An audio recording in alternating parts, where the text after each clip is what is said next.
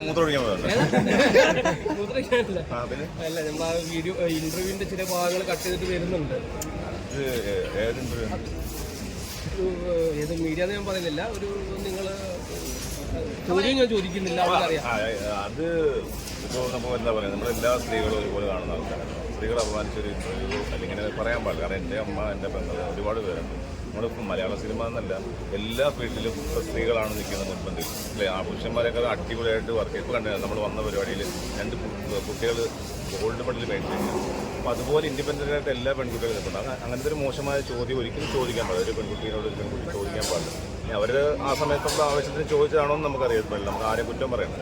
ഒരു സമയത്തുള്ള നമ്മൾ വരുന്ന മിസ്റ്റേക്കുകളാണ്. ഒരു ചോദ്യം, ഒരു വാക്ക്, എന്താ പറയുക, നമ്മളൊരു വാക്ക് തിരിച്ചെടുക്കാൻ പറ്റത്തില്ലെന്ന് പറയില്ല. ആ ഒരു വാക്കിൻ്റെ പ്രശ്നങ്ങളാണ് ഞങ്ങൾ വിട്ടു. കാരണം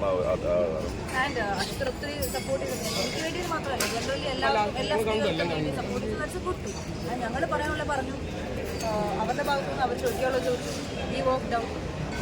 നമ്മൾ അതാ സമയത്ത് നമുക്ക് ഫീലിങ്സ് ഉണ്ടാവുമല്ലോ. പിന്നെ പെട്ടെന്ന് ഇങ്ങനെ ചോദിച്ചത് വൃത്തികെട്ട ചോദ്യം, ആ ഒരു വേർഡ്സിന് ചില കാര്യങ്ങളുണ്ട്. നിങ്ങളിങ്ങനെയാണോ? അപ്പോൾ അതിനെ മറുപടി നമ്മളങ്ങനെയല്ല, അങ്ങനെയല്ലെന്ന് നമുക്ക് തെളിയിച്ചുകൊണ്ടിരിക്കാൻ പറ്റും. നമ്മളങ്ങനെ അല്ല, അങ്ങനെ വരേണ്ട കാര്യമില്ലല്ലോ ഫീൽഡിൽ. അങ്ങനെ മലയാള സിനിമയിൽ, ഇന്ത്യൻ സിനിമയിൽ അങ്ങനെ വരേണ്ട കാര്യമില്ല. അങ്ങനെയാണ് എത്രയോ സ്ത്രീകൾ ഡയറക്റ്റ് ചെയ്യുന്നത്. അപ്പോൾ ആണുങ്ങൾ നായകന്മാരാക്കി അത് നിങ്ങൾ അഡ്ജസ്റ്റ് ചെയ്തിട്ട് പോകും. അങ്ങനെയൊക്കെ ചോദിക്കുമ്പോൾ നമുക്ക് വളരെ ബുദ്ധിമുട്ട്. അങ്ങനെയൊന്നും ഇല്ല. എല്ലാവർക്കും കഴിവുണ്ടെങ്കിൽ, നമ്മൾ ഇൻഡിപെൻഡൻ്റ് ആണെങ്കിൽ, നമുക്ക് വർക്ക് ചെയ്യാൻ അതുണ്ടെങ്കിൽ, സ്റ്റാൻഡ് ഉണ്ടെങ്കിൽ, പണി അറിയാമെങ്കിൽ ഏത് വർക്കിനും അല്ല അഡ്ജസ്റ്റ് ചെയ്തിട്ടുണ്ടോ അങ്ങനെ ചെയ്തിട്ടുണ്ട്. അതിൻ്റെ ഒന്നും ഒരു ആവശ്യം, അത് എത്രത്തോളം പോകും അങ്ങനെയൊക്കെ ചെയ്യേണ്ട ആവശ്യം നമ്മുടെ സ്ത്രീകൾക്ക് അങ്ങനത്തെ ആവശ്യമില്ല. എല്ലാ സ്ത്രീകളും ഇൻഡിപെൻഡൻ്റ് ആണ്, അവർ സ്റ്റേണായിട്ട് നിൽക്കുന്നത്. അങ്ങനെയുള്ള ചോദ്യങ്ങളൊന്നും ഇല്ല. എല്ലാവർക്കും അവരുടെ കഴിവുള്ളതുകൊണ്ടാണ് എല്ലാ ഇൻഡസ്ട്രിയിലും നിൽക്കുന്നത്.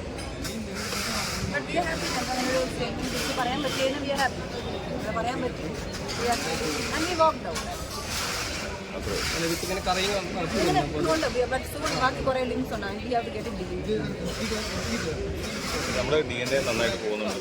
അതാണ് നമ്മുടെ മെയിൻ പ്രൊമോഷൻ. അല്ല നമ്മൾ അങ്ങനെ പബ്ലിക്കിൽ അവരിങ്ങനെയാണ്, അതിങ്ങനെയാണ്, അവരുടെ കാര്യങ്ങൾ.